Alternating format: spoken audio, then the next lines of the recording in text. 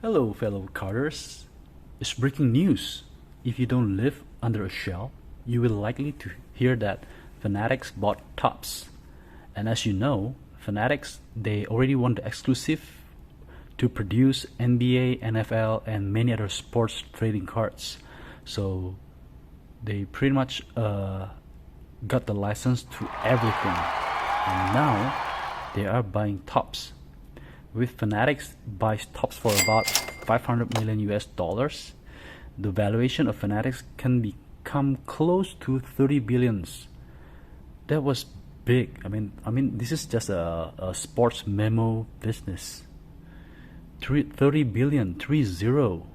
Wow. And moreover, with the planned IPO sometime in 2022, the fresh fund gathered will most likely make the value of Fanatics too big to ignore. Maybe it'll become very, very big. Speaking about the acquisition of Topps, I'd say the $500 million bought out is kind of low, considering Topps made about $101 million in 2017. And with the pandemic, all of the niche market of memo and sports stuff were skyrocketing. I believe the revenue will increase as well for Topps. Well, maybe that's the best decision for Topps company.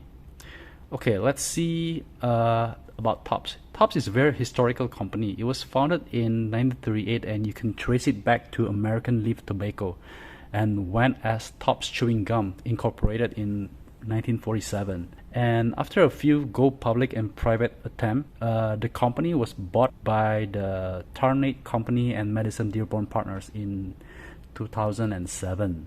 And then in 2022 by Fanatics. It was a 70 years of history, now bought off by Fanatics. Well, many longtime collectors praised and felt joyful with this acquisition.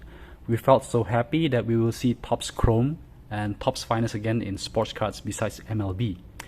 But don't get your hopes up. By the end of the day, it is business after all, and it is a business in a capitalization world. It is how to make investment work and fruitful. They will capitalize on the market to milk the money out of us. Yeah, our money. And sure, Topps Chrome and Topps Finest, and you can see like we still remember we have a Topps Stadium Club and just the Topps line. They're fine. They're all nice addition. But as all we all know, Upper Deck, Fleer, and even Topps kind of made a promise not to saturate the market back then, and they did. As for today's kind of business, NFT is the thing right now. Blockchain, yada yada yada, and Topps already have their own NFT business. Fanatics will jump into it real hard. And as you know, NFT is not that niche anymore. The users are growing big by the day. As for the digital world, the NFT might not be the only product. We, the customers, are the product. The behavior of the buyer, etc., will be the product for the marketers for those companies.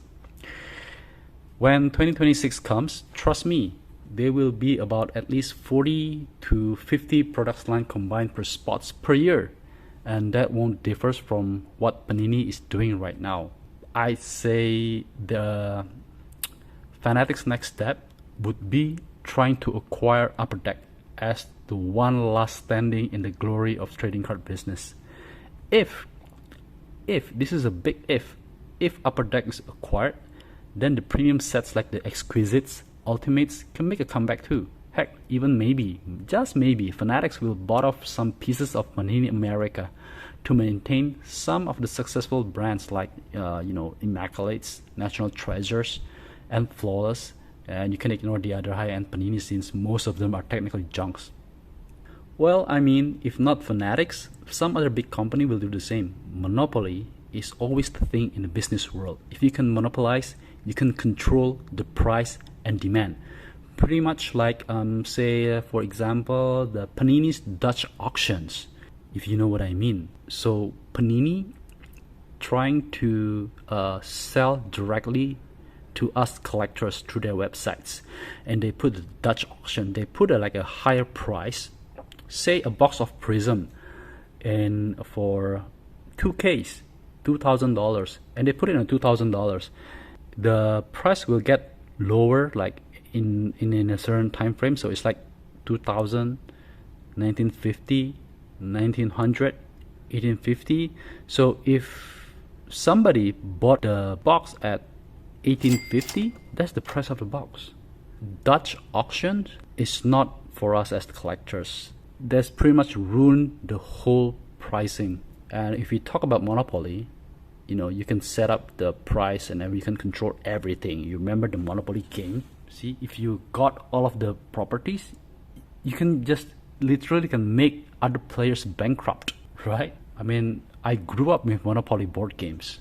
And for now, you can see Panini is already pumping more junk this year, like Topps and Upper Deck did on their last few years of NBA license expires. Okay, when I say about other big company, for example, let's say for this, Mr. Nat Turner's investment group. First, they bought off Collectors Universe as the parent company of PSA. And if you remember, PSA has like bunch of backlogs in the past 2 years, like up to millions of cards. And can you imagine the revenue stream for that? And then they bought Card Ladder. As we know, Card Ladder is one of the best indicator of past sales, and the value predicting algorithms made this acquisition is more appealing to Collectors Universe. If we say this in a negative way, PSA controlled the values of slab that were determined by Card Ladder. You can translate it any way you like it, and by the end of the day, we as the collectors are the plus and minus. Without us, the products won't sell, but we as their products are the most valuable assets for these companies.